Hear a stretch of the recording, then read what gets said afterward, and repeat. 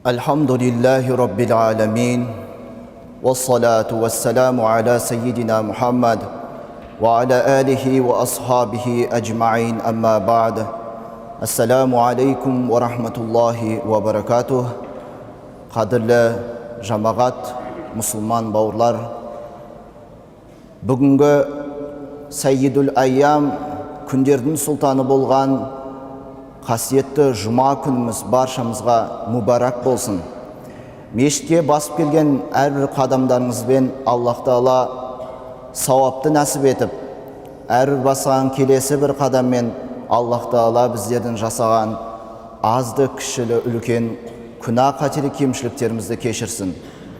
Аллаху Субханаху ва Тағала Құран-ы Кәрімде Аузу биллахи минаш шайтанир раджим. Бисмиллахир рахманир рахим. Иқра бисми раббикаллази халақ. Халақал инсана мин алақ. Иқра ва раббукал акрам. Аллази аллама бил қалам. Алламал инсана ма лам я'лам. Садақаллахул азим. Оқы, сені жаратқан Раббыңның атымен оқы. Ол адамды ұйыған қаннан жаратқан. Оқы, Раббың аса ардақты. Ол қаламмен хат жазуды үйретті. Адамға білмеген нәрселерді білдірді.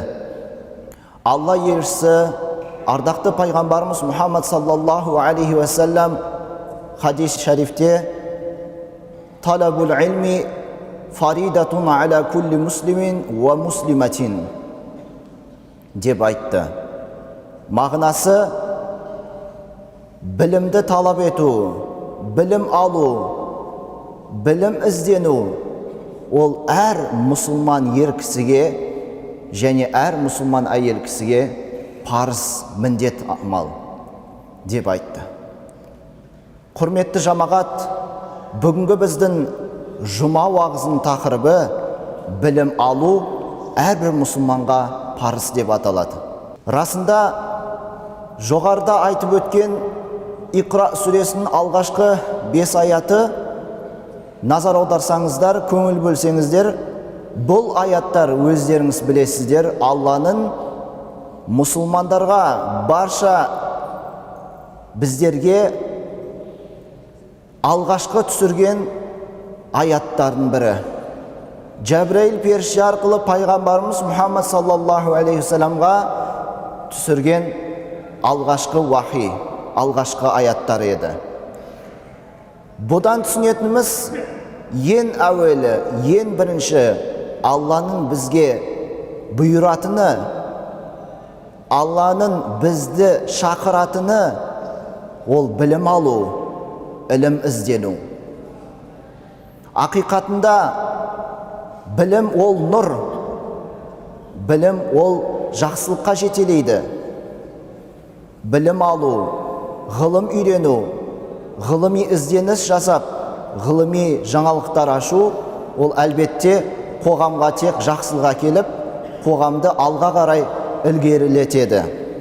Аллаху Субханаху ва Тағала білімнің артықшылығын біздерге нақ басып, Құран-ы Кәрімде бізге былай деп айтып ескертеді.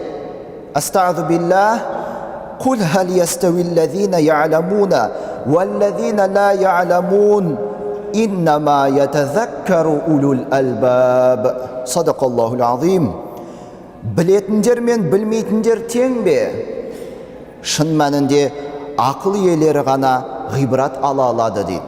Бұл Зумар сүресінің 9 аятында бізге баяндалады.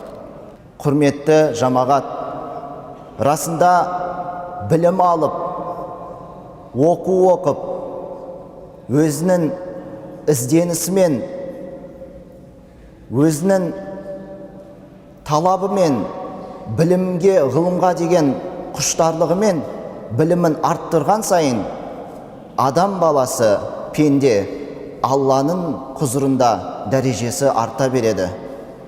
Білім алмай, дамымай, үйренбей, оқымай, тоқымай, ол адамды және қоғамды тек артқа қарай сүйреп тежейді. Расында кімде кім білім алып, білім үйренетін болса, Аллах тағала ондай пендеге көптеген нығметтер береді және көптеген артықшылықтарға бөленеді ондай пенде. Хадисте келгендей, «Ман юридиллаху бихи хайран юфаққиху фиддин».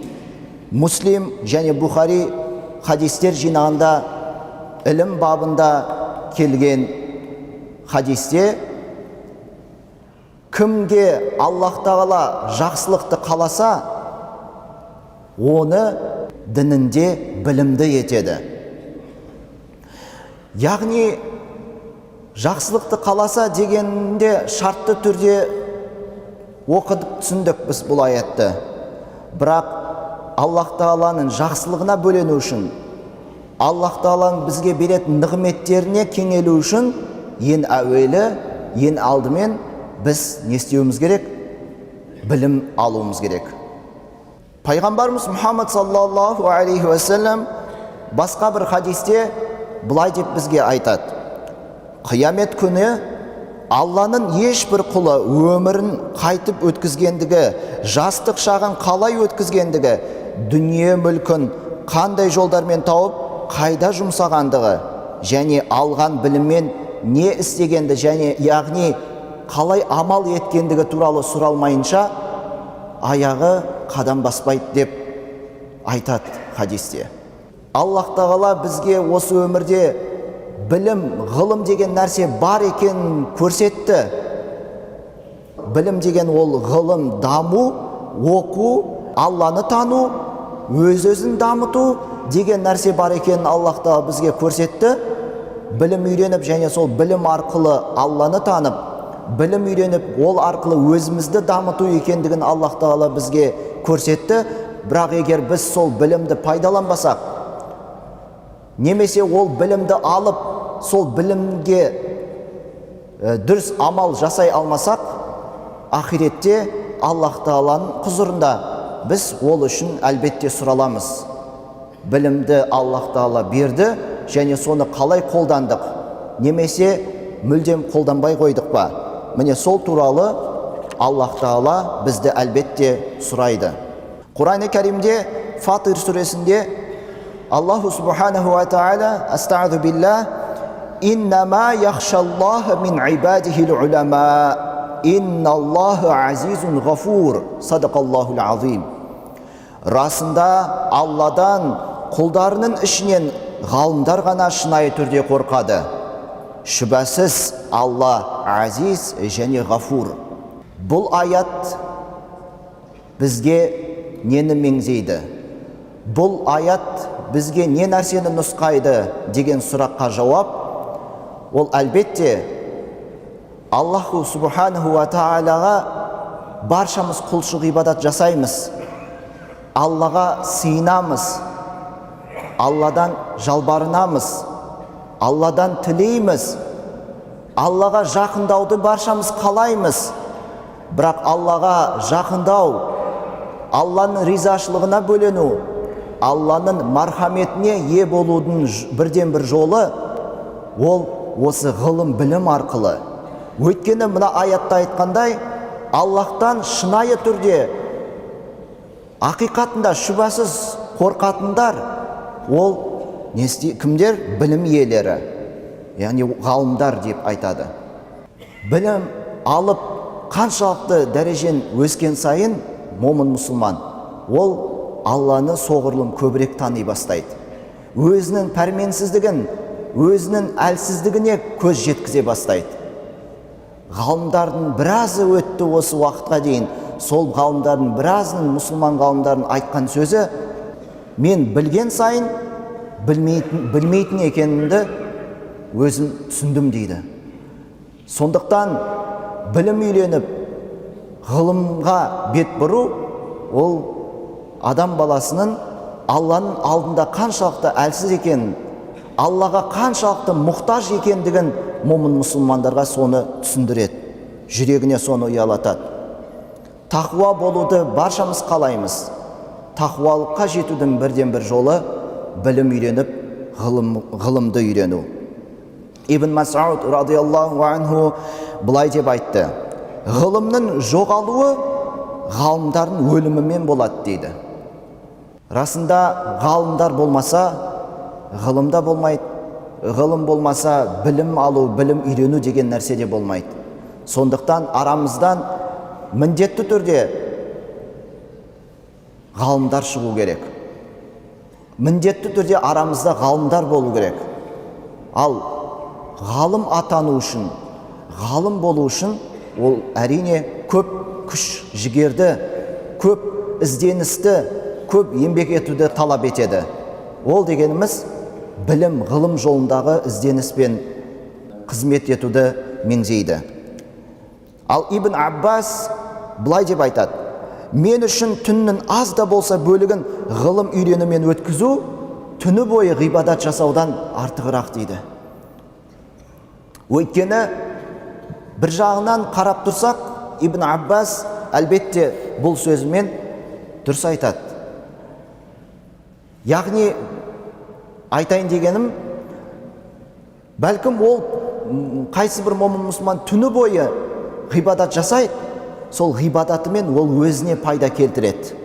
Яғни ол Алланың алдындағы ақиреттік ісін өз үшін ғибадат жасау арқылы жеңілдетеді.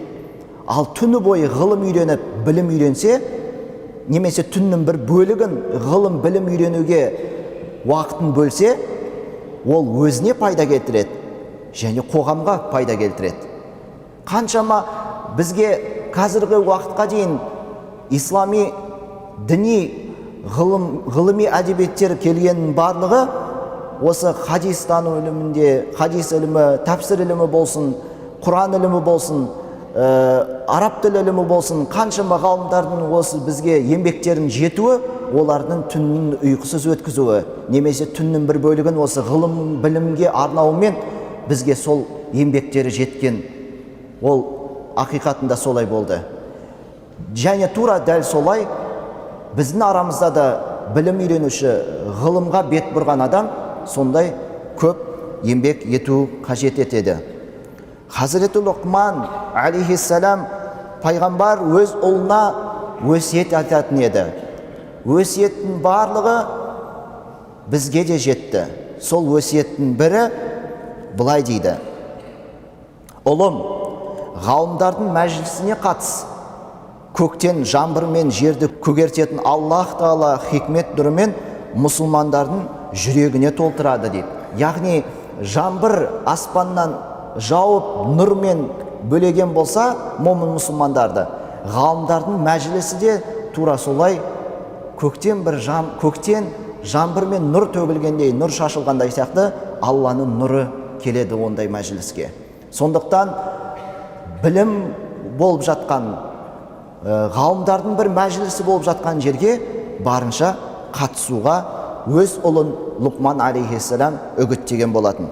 Хасан Басри, данагөй тұлға ғалым, былай деп айтты: ғалымдар болмаса, адамдардың басқа жан иелерінен айырмашылығы болмас еді деп айтады.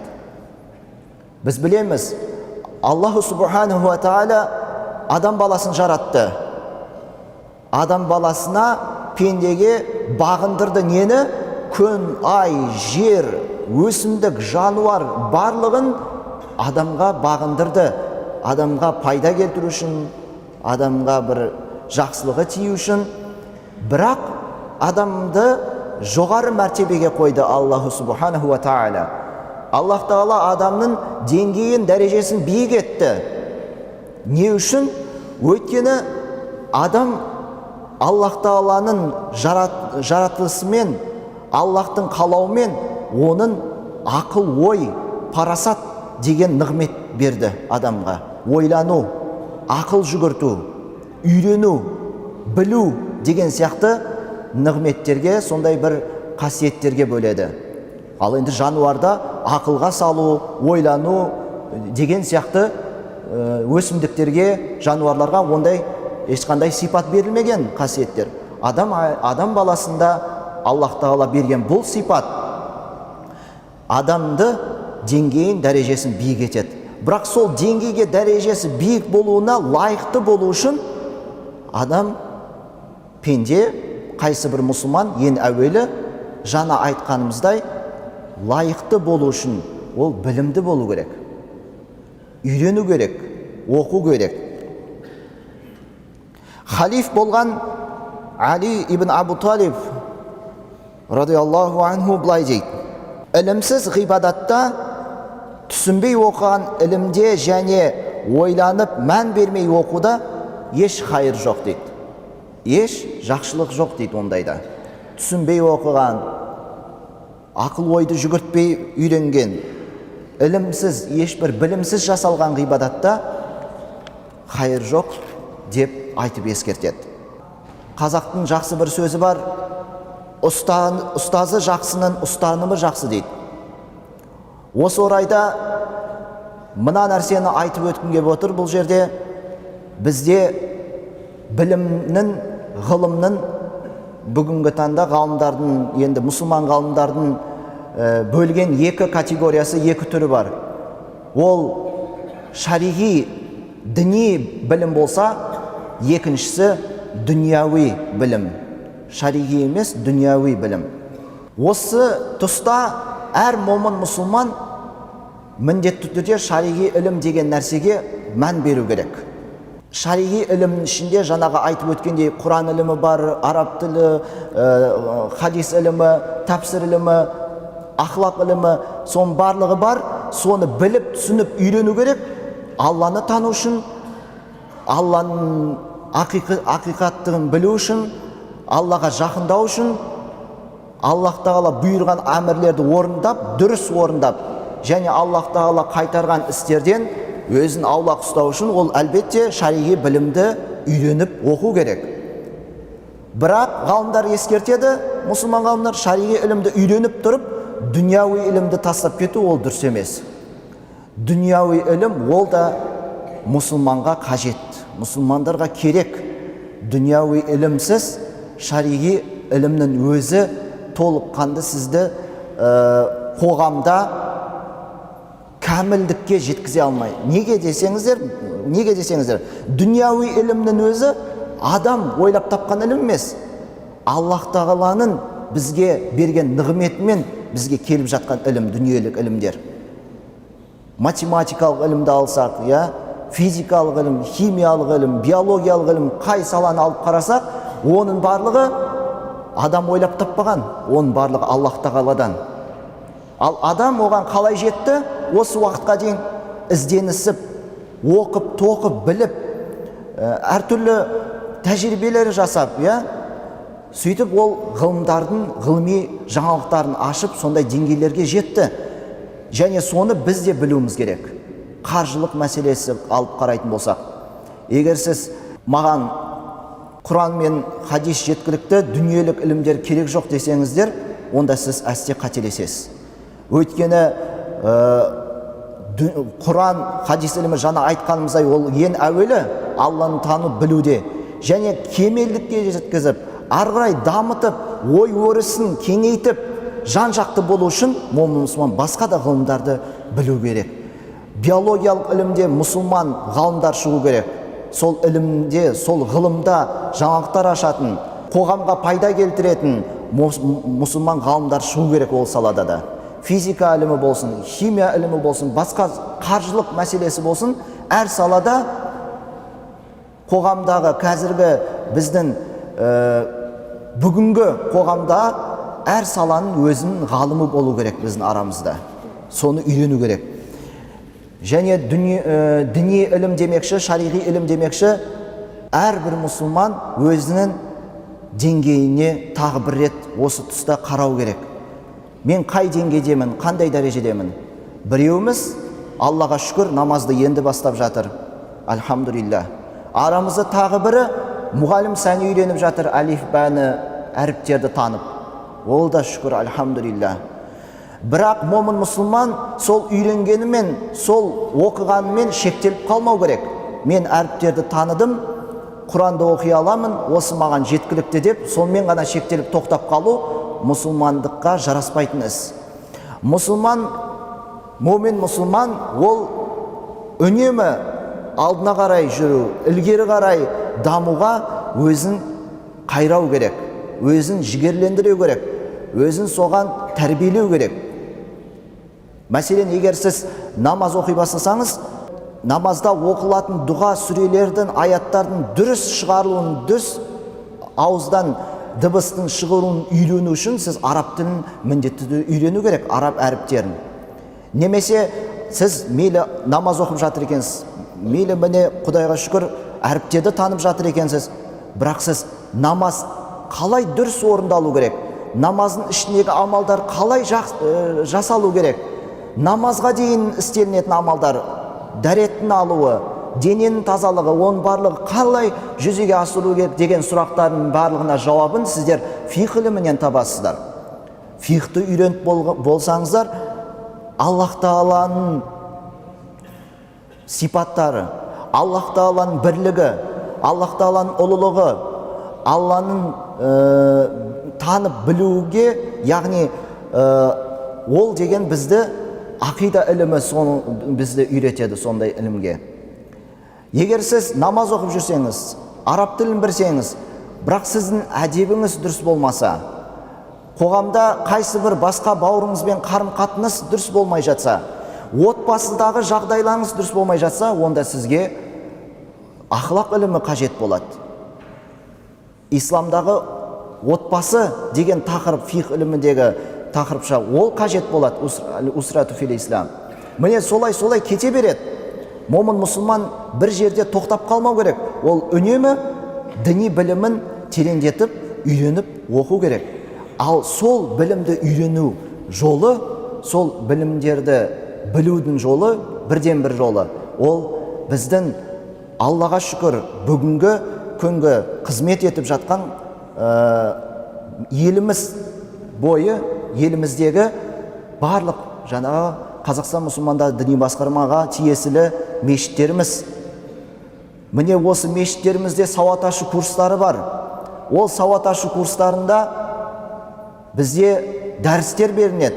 Оған сауатты оқыған, білім алған имамдарымыз, ұстаздарымыз қызмет етеді. Міне соны келіп, мешіттен келіп, білім алсаңыздар, білім үйренсеңіздер, әлбетте соған жақсы болады. Және тағы бір айтатын жайт осы тұста. Араларымызда көбісі енді жан-жақты салада қызмет етеді. Біріміз әртүрлі салада оқып жүр, білім үйреніп жүр. Сол кезде біз не істейміз? Мәселен, қызметте жұмыс істесек, біліктілікті арттыру бір курстарына барамыз. Ағылшын тілін үйрену курстарына барамыз. Немесе тағы бір былайша айтқанда өзін дамытатын әртүрлі семинар, курстарға барасыз, және соған сіз ақша төлейсіз. Сөйтіп сіз ол курстарға, сол семинарларға өзіңіздің уақытыңызды да табасыз, және қаражатты да табасыз соған. Енді неге сол уақытты діни білім алуға да таппасқа? Сіздің уақытыңыз жетеді екен, жаңағы әртүрлі ағылшын тілі, тағы басқа курстардың сабақ үйренуге, дәріс алуға уақыт та табылады, қаражат та табылады. Ал енді тегін беріліп жатқан, ақысыз беріліп жатқан мешіттегі діни білім алуға неге сіздің уақытыңыз табылмайды? Осы нәрсеге сіз өз-өзіңіздеріңізге сұрақ қоя білдіңіздер ме осы күнге дейін? Міне осындай бір мәселе бар. Сондықтан мынау діни білім дегенмекші, Алла елшісі пайғамбарымыз Мұхаммад саллаллаху алейхи уассалам Муслим хадистер жинағында келген хадисте былай дейді: Аллах Тағала мені қиындату үшін, күрделету үшін жіберген жоқ, әлбетте Аллах Тағала мені жеңілдетіп, үйретуші ретінде жіберді дейді пайғамбарымыз Мұхаммад саллаллаху алейхи уассалам. Араларымызда әртүрлі саладағы ұстаздар отыр.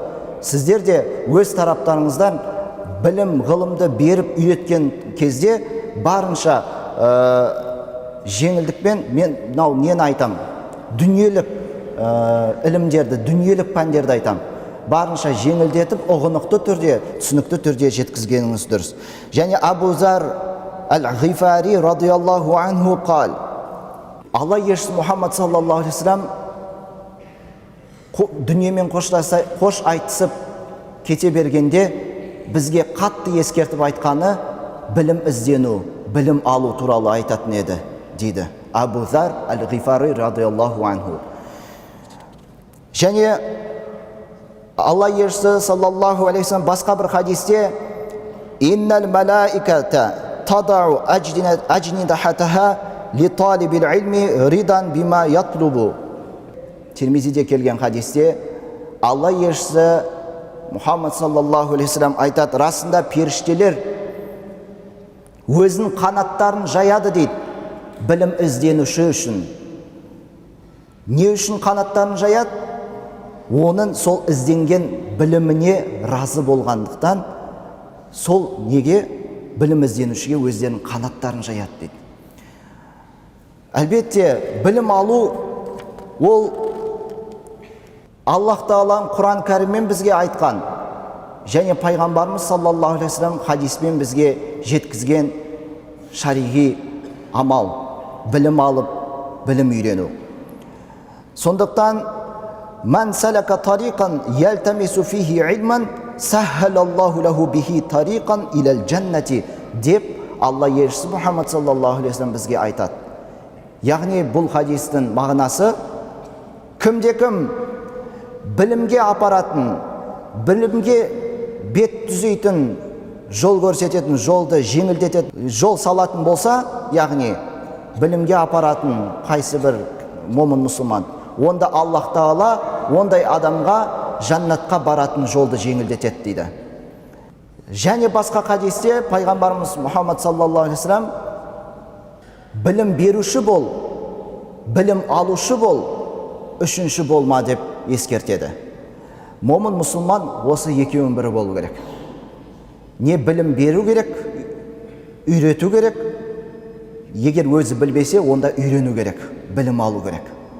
Тағы хадисте, осы хадиске ұқсас басқа риуаятта қосымша айтылады, білім алушы болмасан да, білім беруші болмасан да, сол білімді жақсы көретін адам бол дейді. Сол білімді қолдайтын, ғылымды қолдайтын адам бол дейді. Аллах субханаху ва тағала Құран кәрімде бізге білім алудың негізгі жолдарын бірін үйретті. Ол Құран кәрімде Таха сүресіндегі аят мына бір сөзді, мына бір дұғаны айтып жүруді Аллаху субханаху ва тағала бізге нұсқайды. Астағфиру билла ва қур рабби зидни илман. Айт дейді, Раббым менің білімді арттыра көр деп. Және Абдулла ибн Мас'уд радиаллаху анху, Алла елшісі Мұхаммад саллаллаху алейхи вассалам қасында үнемі болған, көп уақыттың бөлігін осы пайғамбарымыз саллаллаху алейхи вассалам қасында өткізіп, оған қызмет еткен сахаба, ол осы аяттың маңыздылығын түсініп, осы аяттың қаншалықты момын мұсылман үшін пайдасы зор екен біліп, үнемі осы аятты айтып жүретін, және осы аятты, осы дұғаны айту керектігін басқаға айтатын.